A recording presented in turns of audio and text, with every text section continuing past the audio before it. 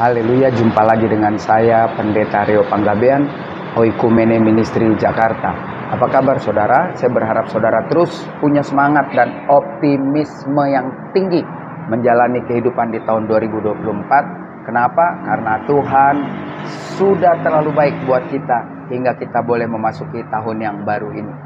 Bagian firman Tuhan yang akan saya bagikan untuk menjadi perenungan kita bersama terambil dari Mazmur 131 ayat yang pertama, kedua, dan ketiga berkata demikian. Tuhan, aku tidak tinggi hati dan tidak memandang dengan sombong. Aku tidak mengejar hal-hal yang terlalu besar atau hal-hal yang terlalu ajaib bagiku. Sesungguhnya aku telah menenangkan dan mendiamkan jiwaku seperti anak yang disapi berbaring dekat ibunya. Ya, seperti anak yang disapi jiwaku dalam diriku. Berharaplah kepada Tuhan, hai Israel, dari sekarang sampai selama-lamanya. Ini adalah bagian dari kisah nyanyian ziarah yang dibawakan oleh Daud.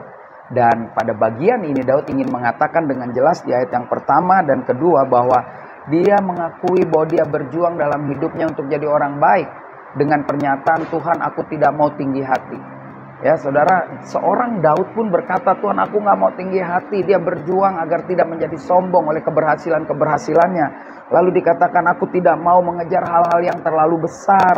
Ya kan, dikatakan lagi hal-hal yang ajaib, hal-hal yang di luar nalar normal manusia. Jadi Daud sedang mengajarkan, dia mengerjakan aja apa yang menjadi tanggung jawab atau kepercayaan yang Tuhan berikan.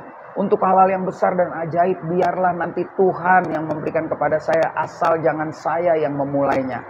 Jelas tadi tidak mau memandang terlalu tinggi dan mengejar hal-hal yang terlalu ajaib baginya. Lalu dikatakan Daud mau belajar seperti dikatakan ini anak sapi yang berbaring dekat ibunya. Tenang, dia sedang menikmati aliran susu dari ibunya, menyusu di ibunya, tidur dengan baik. Jadi kalimat ini jelas dikatakan aku mau menenangkan diri seperti seekor anak sapi yang tidur di samping atau dekat mamanya, mendapat kehangatan, makanan yang cukup.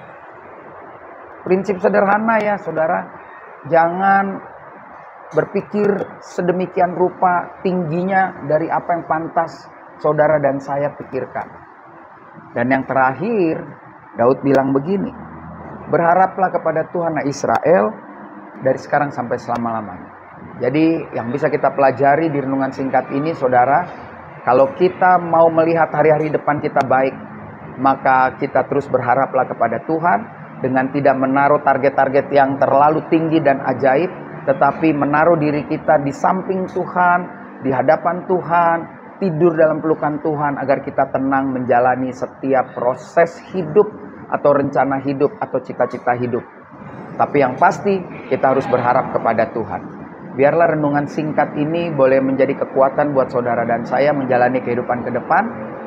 Saya ulangi lagi, jangan memikirkan hal-hal yang jauh dari apa yang pantas kita pikirkan, tapi terus berharap kepada Tuhan, maka kita akan melihat apa yang gak pernah kita pikirkan disediakan Tuhan buat saudara dan saya. Saya Pendeta Rio Panggabean, Oikumene Ministry Jakarta. Sampai jumpa pada perenungan berikutnya. Tuhan Yesus memberkati.